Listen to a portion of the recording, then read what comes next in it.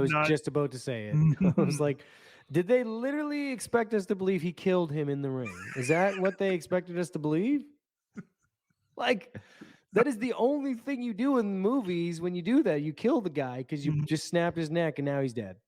Like, where were they going with that? It wasn't his fault, but that the neck snap of death was just brutal. Like, what are you, Steven Seagal? Like, what's going on here? Like, no, the giant cells. Seagal does. Yeah, exactly. Are you ready?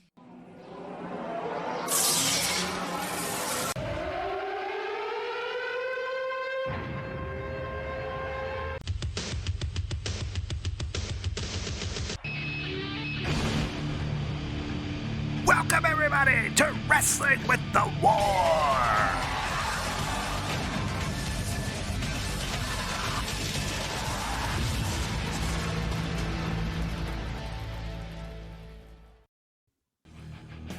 Oh, baby Jay, we are back for week 2 of Wrestling with the War. What'd you think of week 1? Did you have fun, my friend? I did have fun. It was good to reminisce and get all nostalgic up in this bitch. And yeah, it was good. It was fun. I think it's going to be even more fun going forward because I was kind of getting excited about after watching. We're going to get into it, but after watching Fall Brawl, then it automatically went to the next one. Yeah. And then it showed the beginning, like the promos for. I was like, oh, this is going to be so much cooler next year with the NWO taking over shit. It was way more, but you just even see just from that 1 year period, like the more violent and more sort of like it was more real, edgy and more real. Like just from the promos leading in, I didn't even watch more than a minute. Yeah. So anyway, so I was like, oh yeah, okay, we're gonna get really. I do remember that sort of cycle as much as I can remember being. It was a long time ago, but I do remember it being really edgy. And it went really, really edgy. And then the Attitude Era hit for WWF, and they kind of kept going edgy. And then I do remember a drastic dip in WCW programming where they went way off the edgy too. Mm-hmm. So I do remember that, and I think that was done by the network telling them to do that, if I remember correctly from the documentaries. But anyway, so those we're already off the rails. But I just was already excited after watching the first one. Hey, I'm excited after watching the first few Nitros and Raws, man. Like this is supposed to be the dark days of this this whole war, and well, except for towards the end, I guess, when WCW is really tanking. But I was expecting absolute horseshit, and it's actually been pretty good. I mean, there's some horseshit. There's some horseshit. Of course there is. We'll get into that, but but I mean, there's some nice gems coming out of this stuff too. Especially Fall Brawl, which we're going to talk about. So yeah, we're kind of letting the cat out of the bag, but here we are. We're our second episode of Wrestling with the War. We're covering this week. We're going to be covering Monday Nitro and Monday Night Raw from September 11th. Nothing. Can we just say Nitro and Raw? Can we just drop the Monday night stuff? Just say Nitro and Raw. I always hated that Monday Night Nitro is like it's Monday Night Nitro is like no, just it's Nitro and Raw.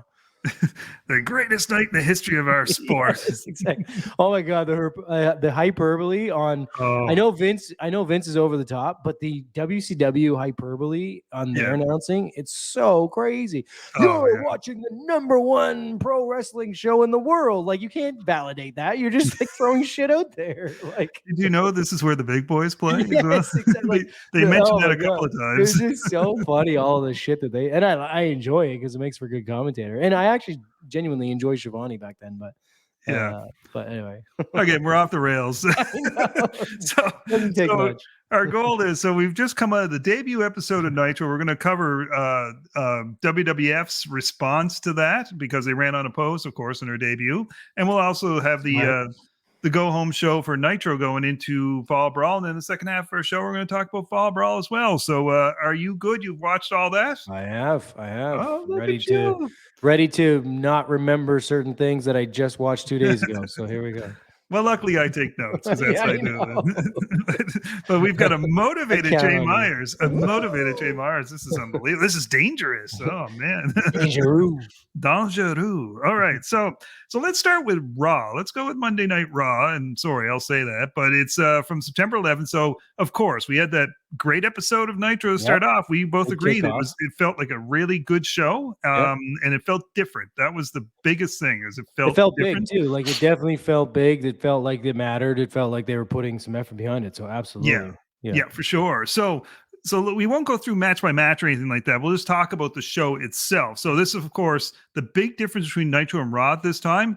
Nitro being live, Raw being taped, right? So it's went on for a long time, right? It went on for a while, but they started to finally, as they're getting beaten down, they decided we got to do something about this. So just some of the highlights from that Raw, and then we'll kind of go through what you thought of it. But first of all, you had Razor Ramon against Davey Boy Smith in a one-on-one matchup. Now, Davey Boy had just turned heel, I guess, 3 weeks prior to that. So just before SummerSlam, I guess it would have been, where he was in a tag team match with Diesel. And at the end of the match, he turned on Diesel and did his heel turn. This was, correct me if I'm wrong, I think this is Davey's first heel turn, if I'm not mistaken. I think so. Yeah, they made a big deal about it.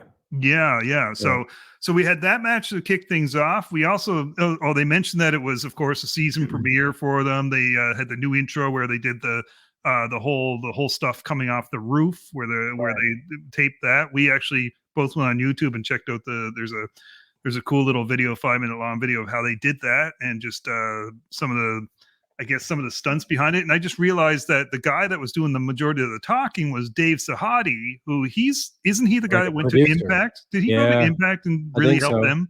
I think so. Yeah. So that was pretty cool. So and we also had we had Sean and Sid for the IC title. Now here's a funny story around this one, Jay, and I'm not sure if you knew this. That match was supposed to be at SummerSlam.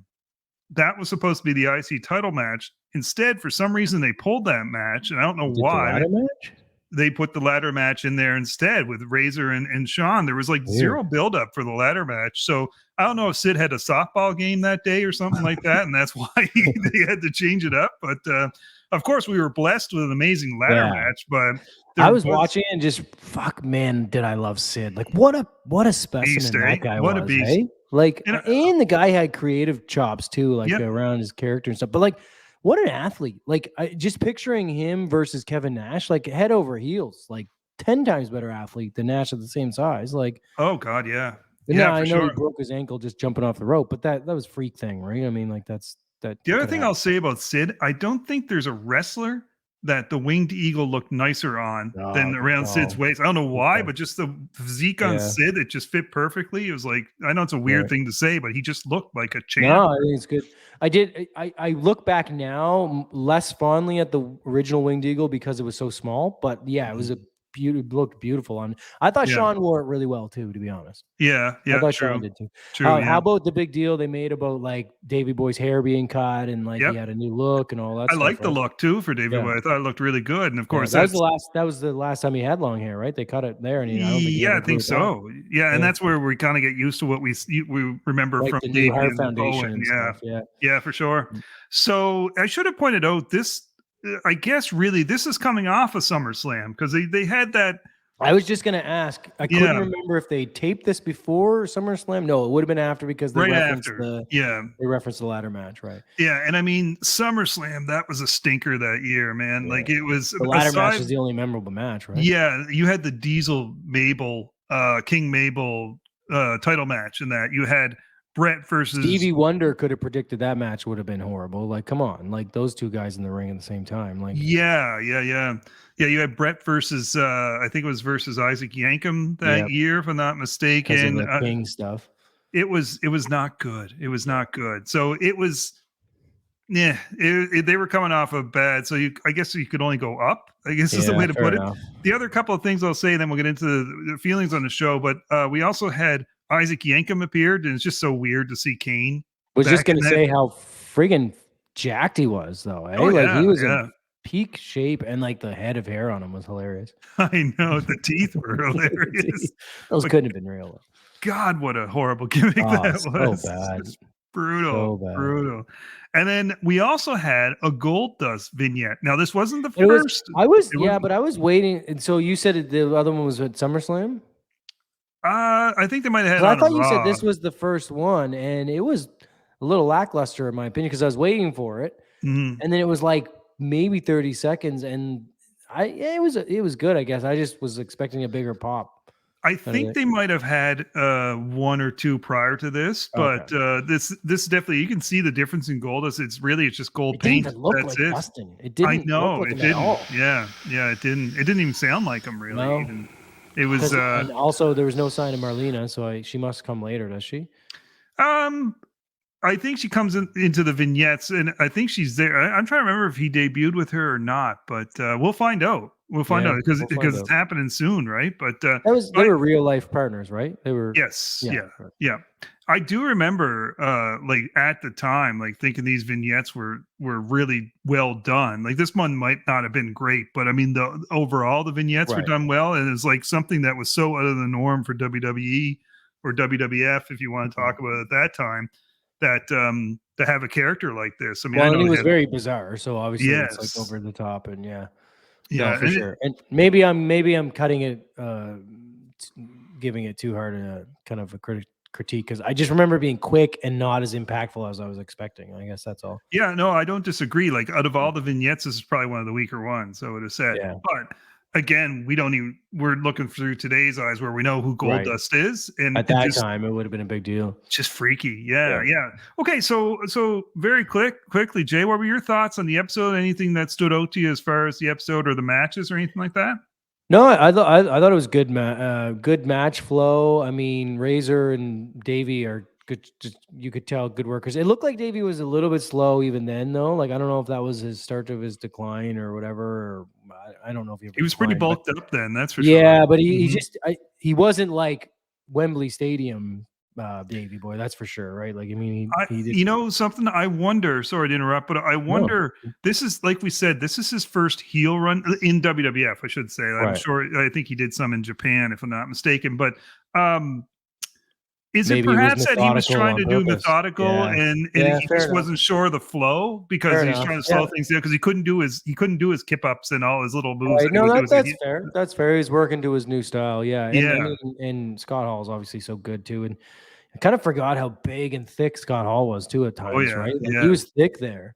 Mhm. But yeah, no, that match was good. The Yankum appearance was kind of funny. And like how much they were selling that with King and stuff, like that was just like, I'll Oh give Vince credit when he goes in on shit. He goes way in. You know what I mean? Like they were trying to get that fucking guy over at all costs. Like at all costs. They paired him with the King. Like that was yeah. anyway, but it was still horrible. Yeah. And yeah, the only other thing that really stood out was the Sid match was really good. I liked it. I did like how they were starting to plant the seeds or maybe blossoming the seeds of the 1-2-3 Kid and Razor kind of split Yes. there too. I Yeah. think that was at the end, right? Yeah, because he came in, because he screwed him over at the end, right? Yeah, so Dean Douglas came in, I believe, Right. and interfered. Then 1-2-3 Kid tried to help He out. did the He same ended up thing, and screwing yeah. up the whole thing. So you had that resentment there, and then you get the whole confrontation between the Right. Kid and And Razor. Yeah, Yeah. and looking for a challenge, so which is going to be on the next edition of Raw. So Right. yeah, it's nice that they're sprinkling some seeds, but they're not overall going Right. with and they have a nice legit beef too because Kid beat Razor when he debuted. Yeah, no, it was built in for sure. So yeah, no, overall, I thought the episode was good flow, and even then in '95, you can start to see the difference of style and like the Yeah. matches. You know what I mean? Yeah. Like, I think even that might, I don't know when the people will probably have a time where they note like old school '80s transitioning to the new sort of even today's style, but like it felt the pace was pretty good in all those matches. I know it wasn't Yeah. quite 2023 style, but it was like definitely more. And I feel like that coincides with when I was getting back into it because I've told you this before. Like I went away for a long time, and it was because I was getting older, but the style was still the same as when I was a kid, and it wasn't as appealing to me because I wasn't into the early days UFC, but that was appealing to me, right? Like I was Yeah. watching the early because I was like 93 or 4 or something, right? So like the early days of UFC was really exciting, and I was more into that sort of like pace, right? So For sure. Yeah. so you can just anyway, all that to say, you could, especially in the Sid Sean match. Sean, I think, was probably one of the guys that really started to change the match flow, probably a little bit more than anybody else, because you could just see the pace was quickening up on that one.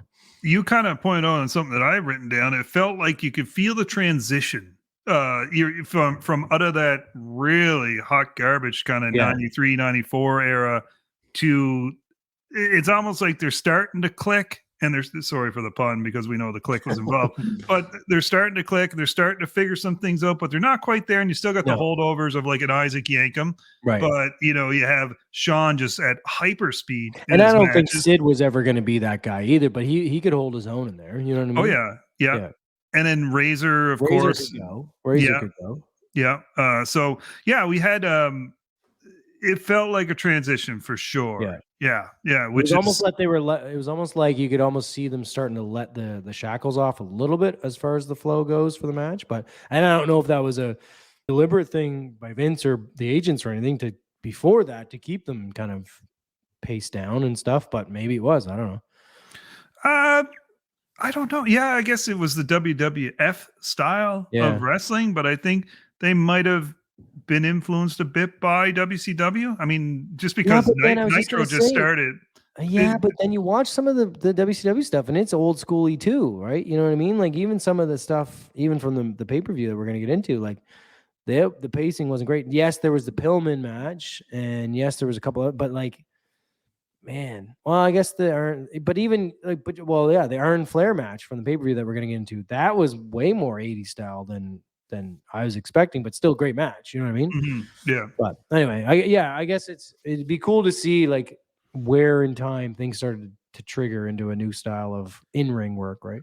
Yeah, for sure. So overall, I would still say it wasn't as good as the opening Nitro, but it was a nice response back. There was some entertaining stuff on that episode of Raw. Yeah, I agree. Yeah.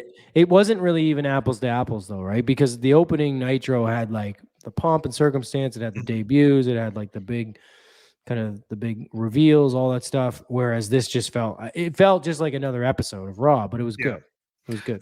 I would say this is probably the last kind of dulled down season debut for Raw because it didn't feel like that super special. Right. But after this, you're going to start seeing the WWF machine kind of roll with that kind of stuff with the production. So, all right, the new opening was a lot better, at least. It was, yeah, for sure. Although the song not the best, but the opening was. I was just going to say the song didn't last, did it? Because I don't remember that song. No, they must have quickly pivoted off that song. Yeah, to the one that's in our mix on our intro, the whole do type of thing, right? Yeah, so good stuff. So all right, so let's move on to Nitro from the same night. All right, okay. So what I've got for highlights for that one is we had Sabu's debut against Alex Wright. God. Yeah, we had Surfer Sting against that hot young free agent VK Wall Street. Yes. And boy, were you Kreskin on that one because immediately. Week 1, they've changed his name from Michael Wall Street. Michael Wall Street the week before, yeah. We had Savage Norton, Scott Norton, and Randy Savage, and then of course we had Hogan and Luger, which was crazy that was your main event, but they were just firing everything at the wall at that point. And I should mention they also mentioned there was a debut of Disco Inferno on Saturday night. Oh yes, right. Yeah. First thing I noticed right away, and it's. You can tell on both shows, I guess. Going back to your point last show we did about the business being down in general, like look at the arenas they're in. They're tiny. And I looked it up. That Miami arena they were in, I think AEW just ran in there a couple months back, or maybe a few months back. And I remember looking it up at the time. It's probably like only a 7,000-8,000 seat arena. So like, and then the pay-per-view is only in the Asheville whatever arena, which is only 7 or 8. I looked that up. Yeah. So like even just seeing the early days of Nitro coming with that short little set, it's not a very long ramp. It's like a tiny little venue. That was even weird to see because you're just used to like these massive arenas for Nitro because they went big. Like they went into every NHL and NBA arena when they could, right? And I know Raw started to do that too, but I think Raw took a long time to catch up to them for the bigger arenas, I think. But yeah, I believe so.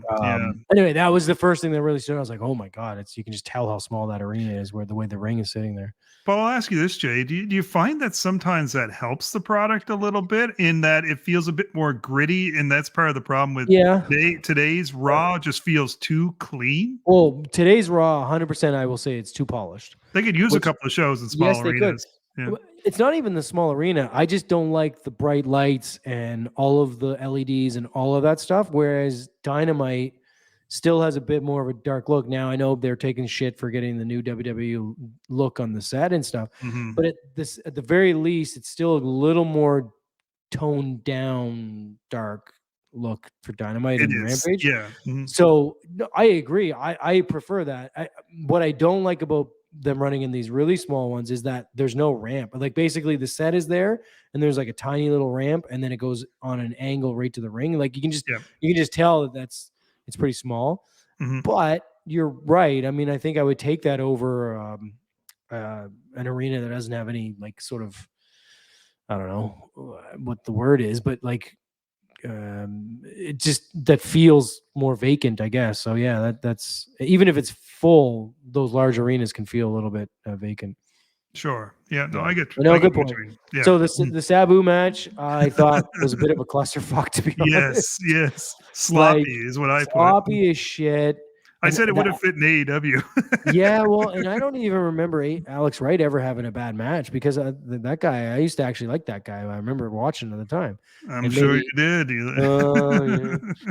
But I know he's pretty young there because he's a couple of years in before he gets into his Nitro run, I think, right? I think he's only like 22 there. They said he was 19. Oh, 19? Really? Said it, now, that might have been kayfabe, but they said he was 19 on air. They said the 19-year-old rookie. But anyway, just a bit of a hot mess, and the finish made it worse like that. I don't know if the thing off the top rope was supposed to be the finish.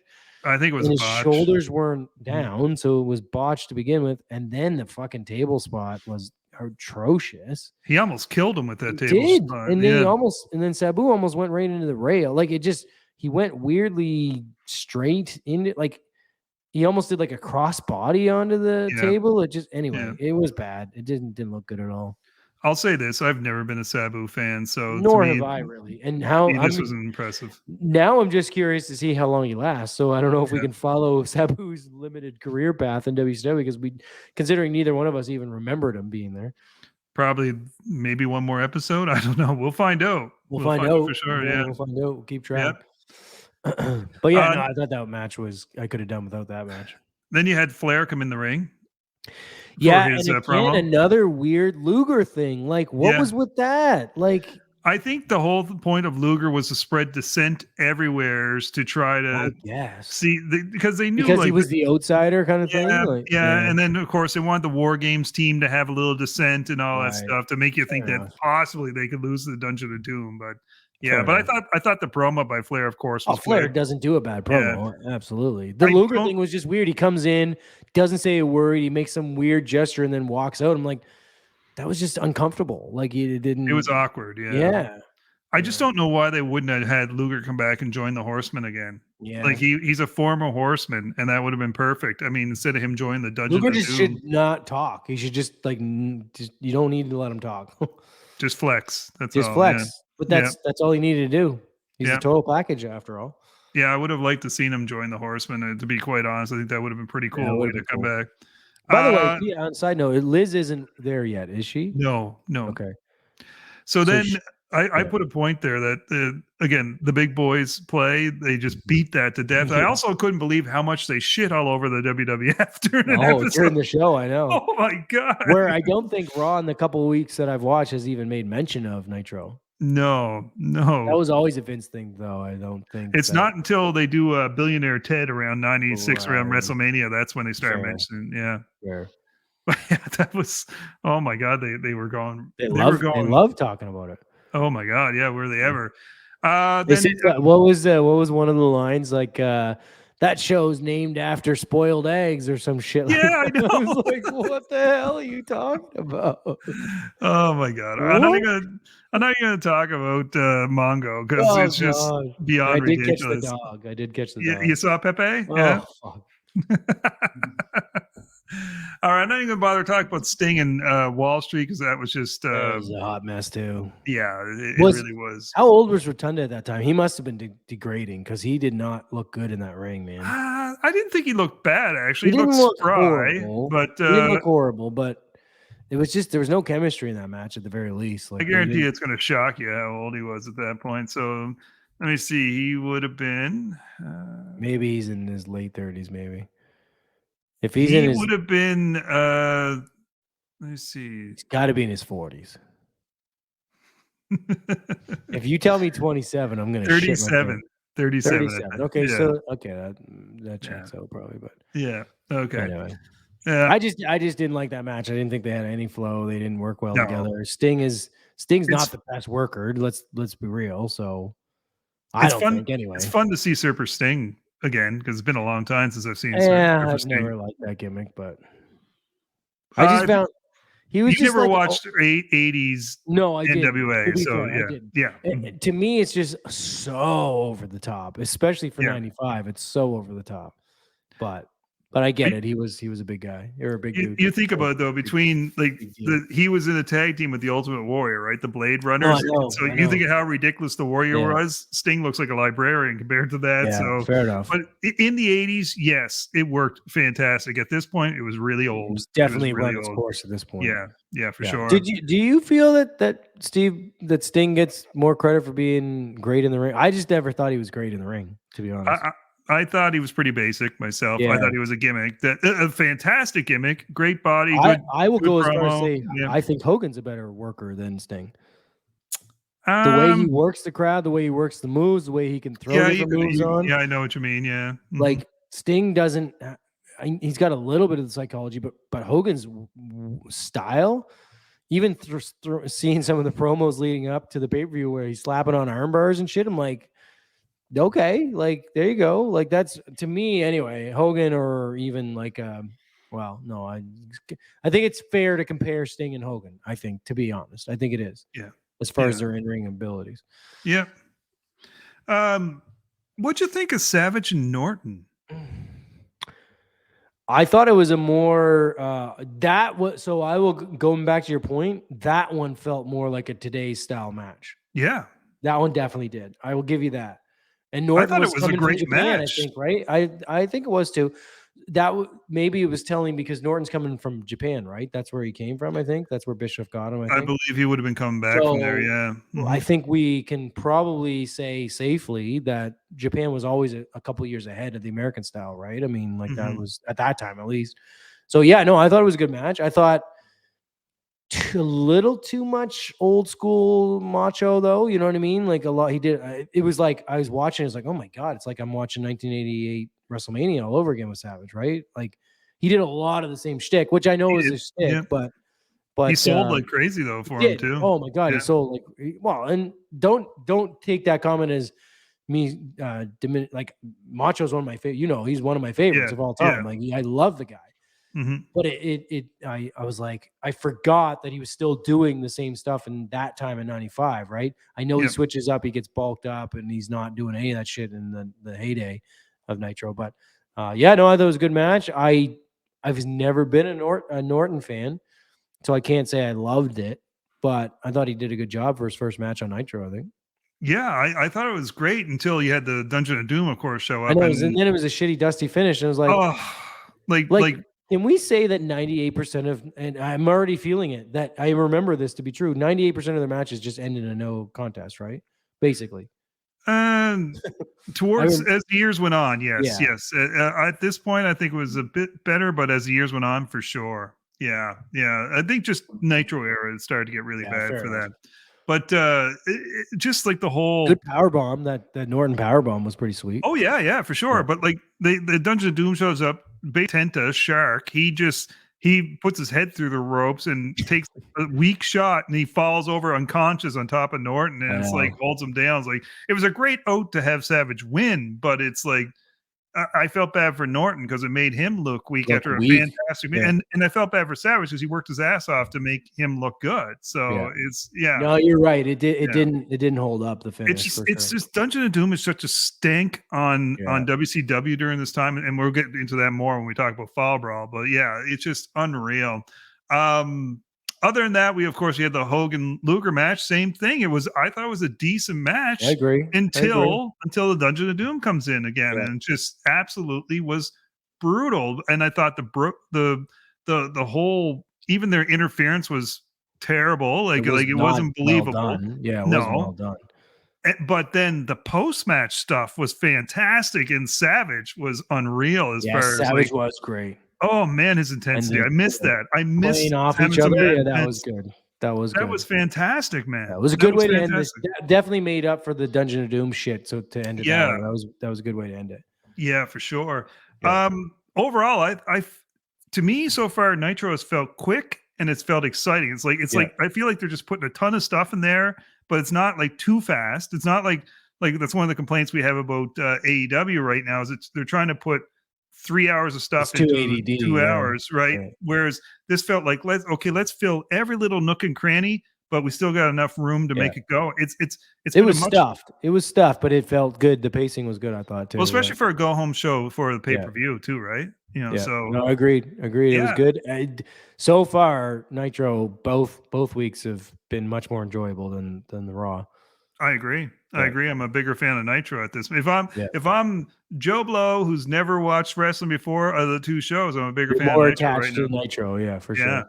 All right, so let's get into the main event this week. We're going to be talking about our first pay-per-view in the war. And this is, ironically enough, what is it? It's Fall Brawl 95 War Games. Yeah, for sure. So fitting that we have that. So this is an interesting pay-per-view. I will say that it's kind of all over the place as far as what we're seeing. We've been talking about this, the transition that we were feeling with Raw. Well, it feels like a bit of a transition with WCW as well, the old and the new. And I think one of the first things that really was evident of the shifting of style was our opening match, which I thought was, in today's vernacular, we would call a banger, but it was Brian Pillman against Johnny B. Bad. What were your thoughts on this? Well, apart from always wanting to call him Mark Merrow, yes, I was, I don't want to say surprised because I knew both of these guys were good workers, but the amount of time they gave the match. So the first part of the match, the pre kind of overtime, if you will, that must have been over 20 minutes. It was just under 30, if I believe, the whole match. The whole match. So they gave it. I just remember sitting there watching, man, this is a great match, but I don't remember this style of match and this going this long. So thought it was really good. They were going back and forth. My only critique, if I had one for that match, and I did thoroughly enjoy the match, was I couldn't quite tell who the heel was. And I don't know. I just figured at this time because I didn't know the backstory. I was just going by crowd reactions and stuff. And I a little bit, it was Flying Brian, but then Johnny B. Bad was getting. I was I couldn't quite tell. So maybe that was just me in the moment. But I think that might have been you just not being familiar with the backstory on it. Luckily, for me, I was. But also, I thought for sure I knew that. Well, it was supposed to be a face versus face match. First of all, so maybe that's where it was coming from. Yeah, sorry. I should preface that it was supposed to be a face versus face match. So you had Pillman doing heel tendencies in this one, right? Which was, I loved. There was a couple of subtle things that people would never have picked up on at that time, but it actually comes back into play because of what happens with Pillman shortly. I was just going to say, but that's why, yes, the end made more sense. Not just that match. In the match, he uses Flair's chops quite a bit, and he does some Arn Anderson style heel tactics as well. I didn't catch that. Which of course you're way more astute than me. I didn't catch that. Well, I know that what's going to happen with him coming up, but not just tonight, but I mean further on down the road. But I thought this was a great match. I just checked it out. It was 29 minutes and 12 seconds total. So I agree. I really loved it. Apart from I was kind of who am I supposed to be cheering for thing. Apart from that, I did kind of find the finish a bit anticlimactic. maybe that's just me because I'm thinking in 2023 perspective. Yeah. What I think was intended to happen is they come together, they do the mid-ring kind of meet, and Mero is supposed to land on him, Yes. but instead Pillman landed does, on him. and then he had to roll over, and I was like, Yeah. that lost it for me. Like that was that I know I can suspend it, but like that's where I was like, that's really weak. You know what I mean? Like that. That's the only and it was flawless other than that. And that really wasn't their fault. It was just how they landed. But like to me, the fact that he landed and then had to roll him over, that's not a move. That's an impactful move that like it's a finisher or anything like that, right? So it's like, but in the moment, if they both hit and he just like if Pillman had got the pin and he just landed, I would believe that a lot more because they just knocked each other out. He covered him, right? Like that's kind of thing. But instead, he rolled him over. That's my only beef with that. But it wasn't really a big deal.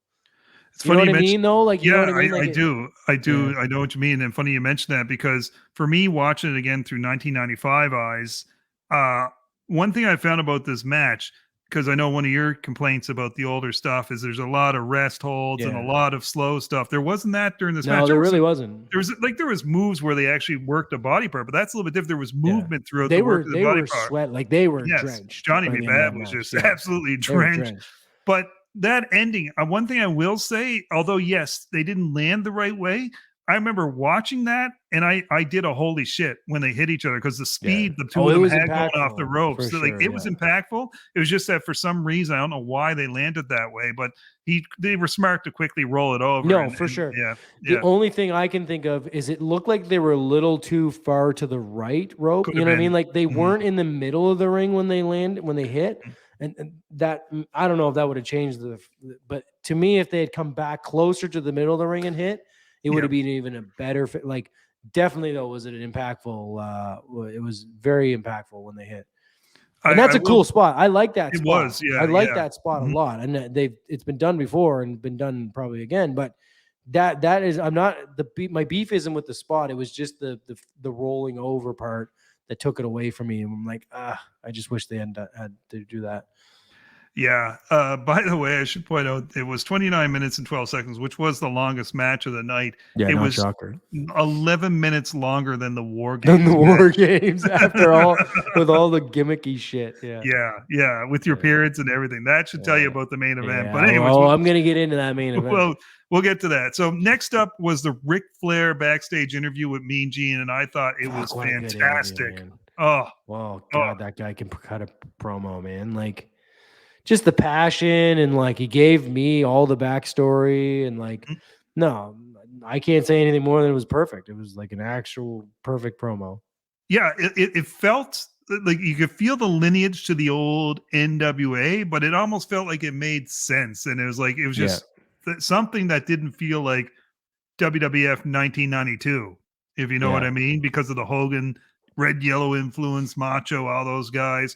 You had something really cool that just felt like an old school NWA. Yeah, it felt real for sure, and they brought in the element of like I think Flair even said I was adopted. You came up from a broken home, all this stuff like that. Like it was. There's nothing more to say. It was perfect. Like it was such a good promo.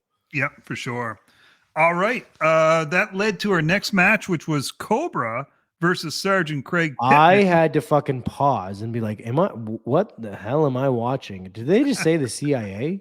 Like, what the fuck? I don't remember any of these fucking guys.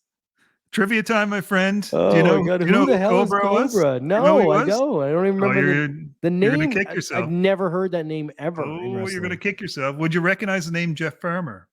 No. Oh, was that the Patriot? No. Oh, that's Del Wilkes, right? Would you recognize the name NWO Sting? Well, I do know that, but is that who played him? That's Cobra. Cobra was NWO Sting, man. What else did Farmer play? That's pretty much it. Pretty much it. Okay. Fuck, like where did this I hope there was weeks leading up to this angle where they're like a faction or something, because it was bad. Well, apparently, I think there was. And I'm trying to use my own memory here, so forgive me if I'm wrong, but I believe there was a backstory. They've been battling maybe on like Saturday night and stuff like that, where I guess they had come across each other in the services or something like that, and one screwed over the other. My thing was I couldn't tell who the bad guy was in this match, right? Like who was it? Because you got Pittman coming down from the ceiling, but he's like attacking a guy superhero. from behind.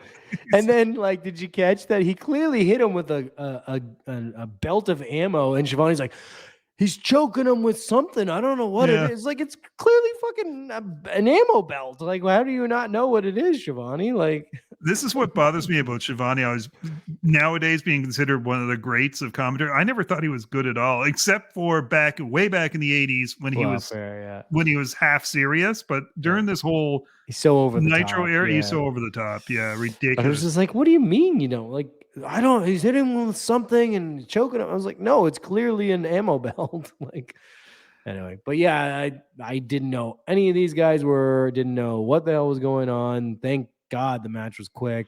It was like uneventful. It was like a 2 minute minutes and a half. Yeah, maybe. Yeah. I think I took a peek into like future Saturday nights, and this feud keeps going. I think so. Yes.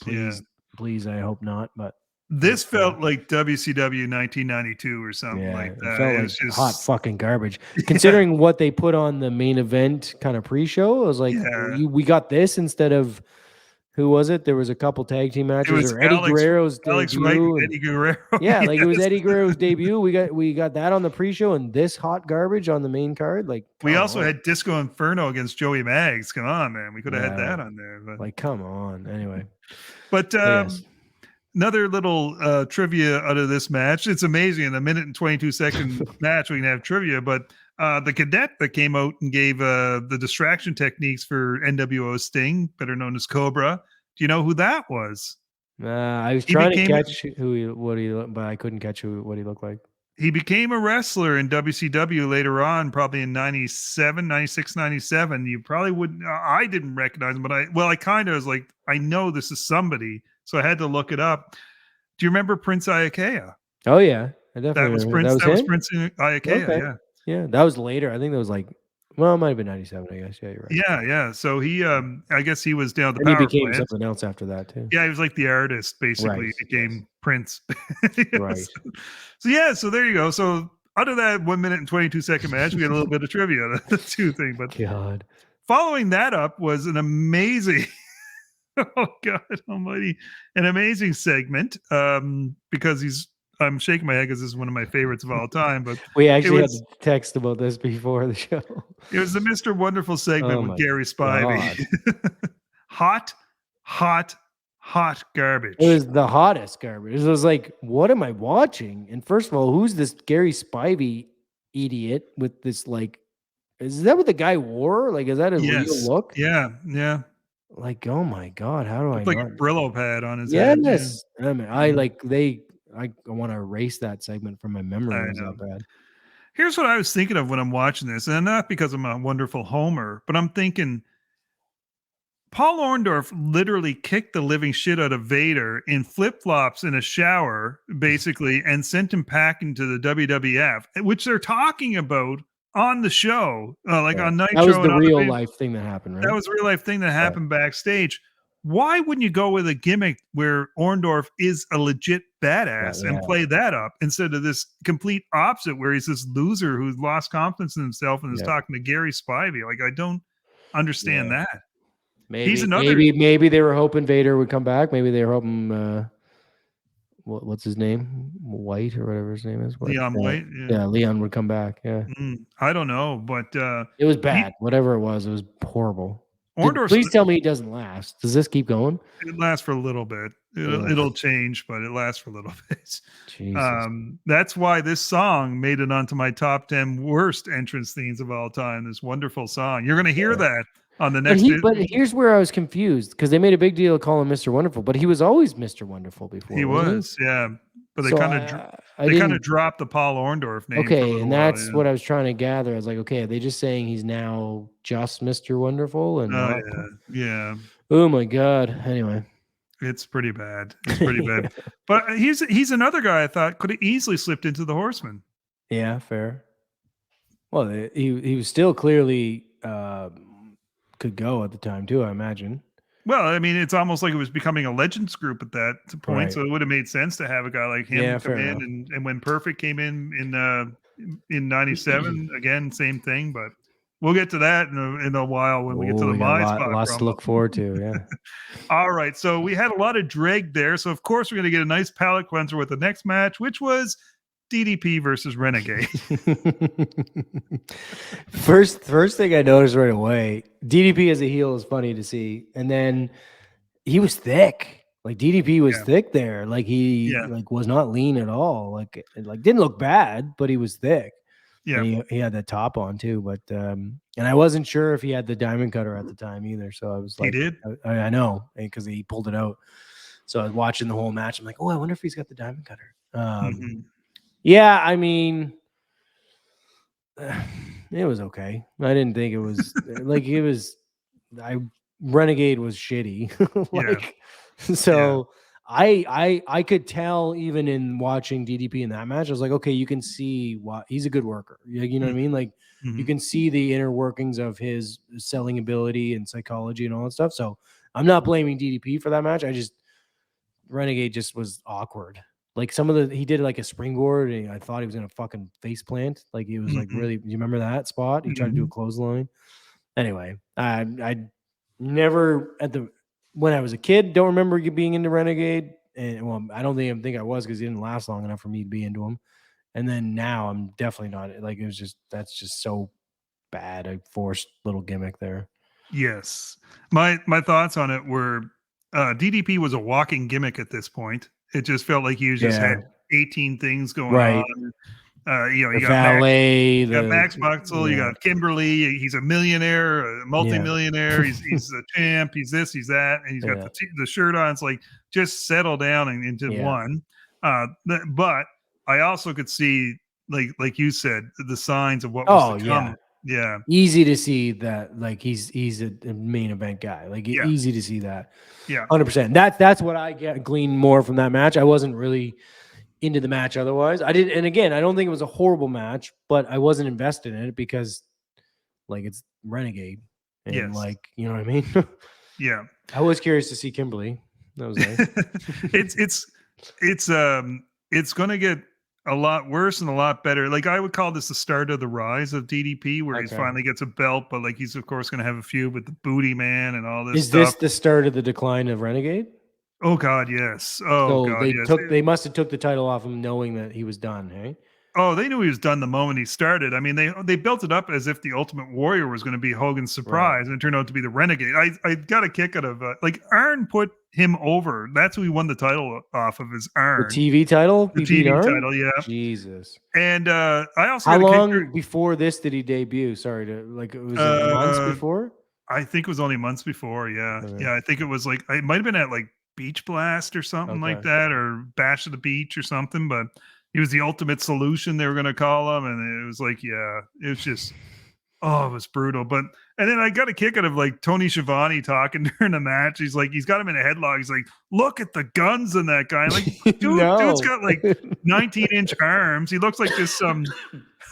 He was not ripped at all. No, he looked like some guy you pull from the gym. Just go throw a singlet on. There you go. He's not looking like the Ultimate Warrior. Didn't they give them a cease and desist too? Because at the very beginning, he had trunks on and everything too. Like, It was just they would have been better off just debuting him as something completely different. But it was brutal. But you know the guy. So here's how I gauge these things in history. Like, a lot of guys would have worked through that gimmick if they had the talent, right? But that guy never went on to anything else, right? He never. He just, that was it, wasn't it?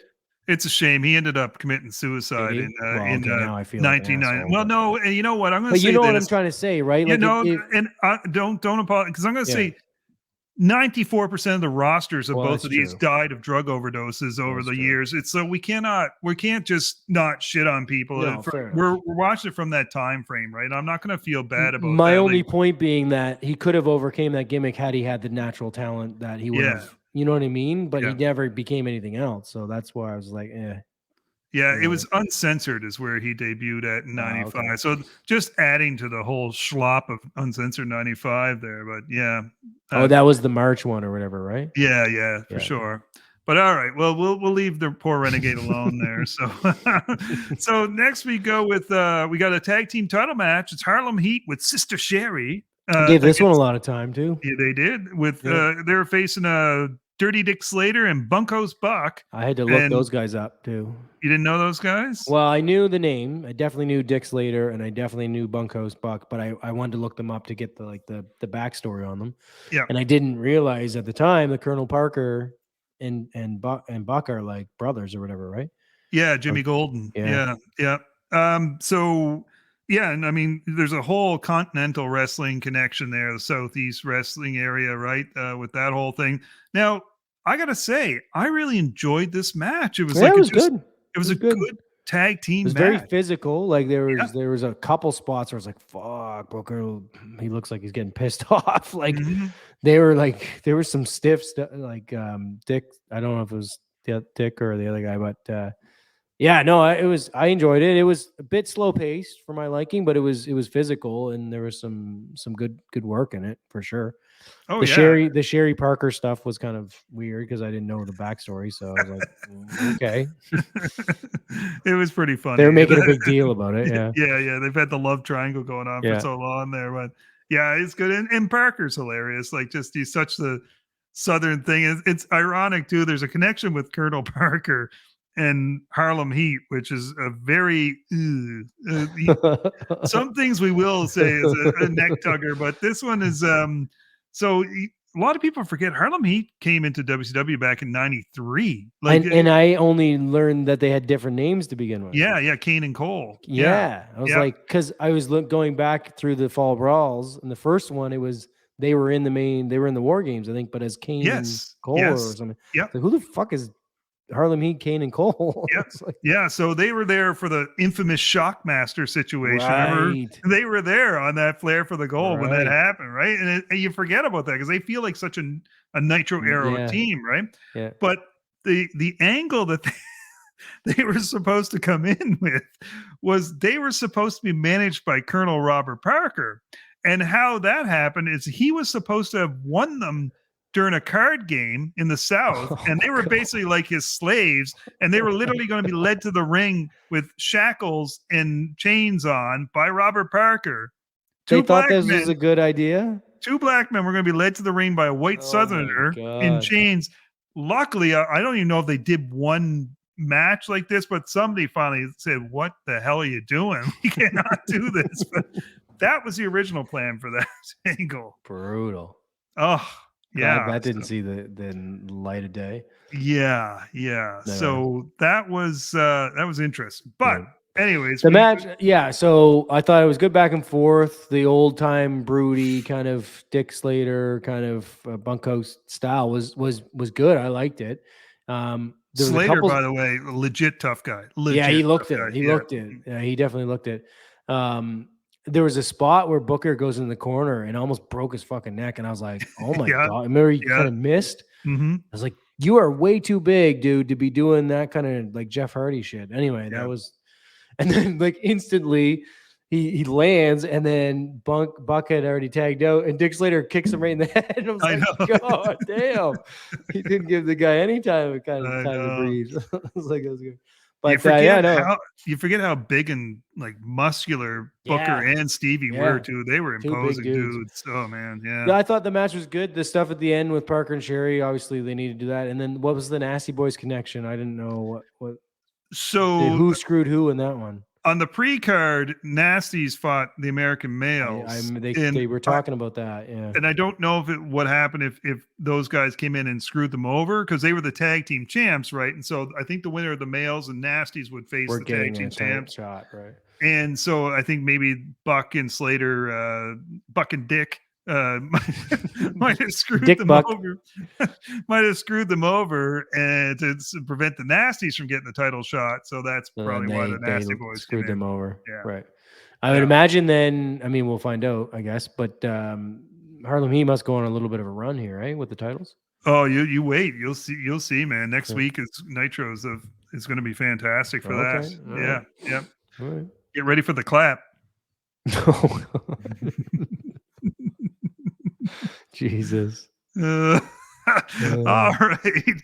Next, we had one hell of a promo for Mr. Arn Anderson as well. You know, and they did like a video package leading into it too. I thought it was good. Yeah, no, again, quintessential promo 101. Yeah. Like I was never a big Arn guy, but he nailed it on that one for sure. Yeah, for sure. Nothing more to say. What a job to lead up to this match. Yeah. This match felt like the main event. I was just going to say this could have been the main event. It's Flair versus Arn, right? Yeah. But the match itself, what were your thoughts? Yeah, it was good. I think I commented to you just via text, like good back and forth. It did have a bit of an old schooly, but like hard hitting feel to it, so I didn't hate it. The good work. Yeah, I mean, I don't really have anything more to say. But I really enjoyed it, and I think the passion was clearly still there for those two guys, and they could tell you could tell they like working with each other. I was a bit confused about the ending, but I'm assuming there's more to come on Brian. Yes, like there so, is. Yeah.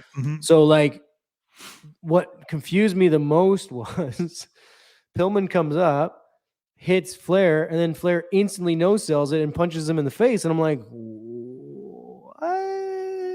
Like that didn't, and then he kicks him again. But I'm like, why would they do it like that? That didn't. You know what I mean? Like, why not just have one shot from Pillman and he takes him out, kind of thing? Like, I think it would have looked bad if Flair had went down from just that punch. So you needed the kick to have it, but I think maybe they kind of. I think Flair might have been a bit too far away. Maybe Pillman had to get his attention too. That might have been the situation, but I don't know. But yeah, I get what you're saying with that. Yeah. It just anyway. But outside of that, love that Arn went over on him too. I don't know how many times that happened for Flair, but. And he had plausible deniability because he was down and out and didn't see Pillman do what he do. Yeah. No. So it was a great match, really good match. The fact that they had everybody like ringside, that was kind of cool. Made a big feel about it. They had everybody in the crowd. How about how chunky Eddie looked at that point? Eddie Guerrero. I don't think I caught that. I must have missed him in the crowd. That's before Eddie leaned out on the gas, right? But I know I wasn't a huge Eddie fan when he first came in because I just didn't like the look, but he eventually became one of my favorites, right? But, the end Eddie was one of my favorites for sure. Yeah. But overall I thought it was really, really fun match to watch. Classic Flair match too, like he did all the spots. And then obviously, even though I was a little confused, I'm like, okay, they're building to something here, so obviously this is going to lead somewhere. Yeah. So overall A+ for me. That was great. Yeah, I agree. Fantastic match. Just what I expected from these two old pros. All right. And what I expected from the main event is what we got. An absolute shit fest. Yeah. Who starts on top of hot garbage? Who starts Earthquake in the opening spot of a War Games? Like when this was starting, I'm like, it's going to probably be Savage and Beefcake, I guess, to start off, just to get things hot, right? Yeah. No, let's throw Sting and Earthquake in there, or Shark, as he's known at that point. So also on the Shark thing, I feel like it was the Nitro previous that they called him Avalanche. I think they did. Actually. And he had his Shark gimmick on. I was like, what the fuck is going on? Like, that was the first gimmick that they got the cease and desist on, right? I think. And then they made him have to go to the Shark. Oh, God. It's so bad. No matter what, it's all bad. But, like, I was like, did they just call him Avalanche? I'm pretty sure they just called him Avalanche, but he's got a Shark gimmick on. Anyway, just a little side note. Just brutal. We said it before, so like I will say this. Team. Yeah, I was not into this match during it. Like, I just couldn't get into it. It was just like, it's boring. The match was boring. I'm sorry, it was. There was nothing that really drew me in. There was no real, I mean, there was a couple cool sell spots, I guess, but like Savage going into the cage and stuff. But like, I don't know. Maybe I'm misremembering, but nothing drew me into that match. I was like dreading it the whole time. Yeah, the only high spot in the match really was Luger clotheslining Savage, so you got that little dissension. Yes, that was cool. That was kind of cool how Savage just grabs hold of him and like they're going at it. Yeah, I know. Part of that too was like, I know it's part of the physical makeup of the cage, but like the way they were pulling Savage and Luger's legs on the outside is like that. Just, I don't know. I get it, but they were just holding his leg. They weren't even. You couldn't do anything. You were just holding his leg. What's the point of that? Like that's. Yeah. You know what I mean? Like, anyway, so. Oh, I will give credit to Meng. He came in there and just whooped ass. Yeah, he did clean house. They made him look badass. That was for sure. and he's just legitimate badass. Oh God, so, yeah, for sure. I just again, it wasn't a terrible match. It was watchable, but like we talked about this maybe off air, I can't remember, but like the finish just seemed rushed to me or botched or something. Like I don't, and there was no buildup. That was what threw me. There was like no buildup to the finish. It was like everybody was kind of off doing their thing. Then the camera just stayed on Hogan for like 2.5 minutes. It just stayed on Hogan. I was like, anyway, so like there's like I'm the way the finish happened because there's no pins, right? So you have to either submit or quit or whatever. So I get that you have to have a submission, finish it, but anyway, I guess I shouldn't be too hard on it because you had to do something. But it's just the buildup seemed anticlimactic, I guess, is the best I'll be hard on it. To me, it was one of the worst war game matches in history. Yeah, and I don't remember. I got to go back and watch some of the older ones, but it just was boring. There wasn't a whole lot going on. We didn't even get blood, did we? We didn't even get any blood, and they were big on that, weren't they? During war games, they were usually old NWA, maybe not WCW, but the only blood of the night was the accidental blood on Johnny B. Bad, the opening match, which helped that out a bit. But they didn't even mention the blood during it. No. I don't remember. Was WCW? They weren't big on the blading, were they? At that point, I don't think they were. No. But the other thing I caught watching so much WCW is like the over the top attempts to call it the WCW, like from every guys that don't have an accent at all. There's no Southern draw at all. It's like WCW. Like they're just like they made a purposeful. Even the announcer, then they would always say the WCW. I'm like, there's no the there. It's just World Championship Wrestling. It's not the World Championship Wrestling. Like it doesn't. The WCW doesn't flow. Like I guess it kind of does. The World Wrestling Federation flows. The World Champion. I guess it kind of does, but not really. Anyway, the dub, if you want to call it the dub, that might have worked. Yeah. But anyway, they just like it was like, man, oh man, everybody calls it this, and they're not even Southern. I will give credit to one thing for that War Games match was at the end of it, how athletic was Paul White? Oh yeah, that was cool. The way he came into the cage, springboarded, he held the ceiling and pulled himself over the top ropes, and he hopped the ropes. Now that little head twister move. I was just about to say it. I was like, did they literally expect us to believe he killed him in the ring? Is that what they expected us to believe? Like, that is the only thing you do in movies when you do that. You kill the guy because you just snapped his neck and now he's dead. Like, where were they going with that? Keep in mind, Big Show, or the Giant at this point, he had yet to have a match in WCW at this point. Yeah. So we hadn't seen him, like, so this is really strange, but they were pushing really hard. Heenan was going over the top about how much he was the Giant. He was Andre the Giant too.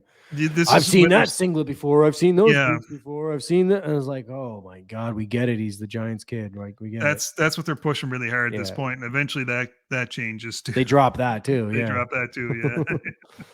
But they're just throwing everything at the wall at this point and seeing what sticks. So good on them. But you're right. Paul White was fantastic in that, in getting in the ring, and it wasn't his fault. But the neck snap of death was just brutal. Like, what are you, Steven Seagal? Like, what's going on here? Like, no, the Giant sells. Seagal does. Yeah, exactly. Oh man, love it. So that's War Games. Fall Brawl 95. Overall, what was your thoughts on the pay-per-view? Thumbs up, thumbs down, thumbs in the middle. What do you think? I'll give it a thumbs up overall, just because we had the opener and we had the Flair Arn match, and I mean, we got some storyline building and stuff too. So yeah, I mean, I thought it was enjoyable. I didn't hate the pay-per-view overall. Yeah, I'm going to give it a thumbs up as well because of the opener, Flair and Arn, the tag match was good, and Cobra and Pittman was a 5-star banger. So. And the two promos from Arn and that's fair. I mean, you take the War Games match out there. This is a pretty damn good pay-per-view, to be quite honest. Yeah, I say take the War Games out and the Pittman stuff, and and throw in another match or something. Throw in one of the pre-show matches. It would have been top notch. So Jay, I appreciate you doing your homework and everything and getting into this. And looking forward to what's to come. I think I've cheated. I've watched the next couple of episodes, and I think you're gonna have some interesting thoughts on them. I'll just say that. So I will enjoy them. Yeah, for sure. All right. So for Jay, this is BC. Just saying thanks a lot for listening, and make sure you keep track with us. Keep score at home. Let us know your thoughts on this. And I will say that we're wrestling with the war, and we are out of here. Woo! You know what? That's a fitting ending. Thanks, bud.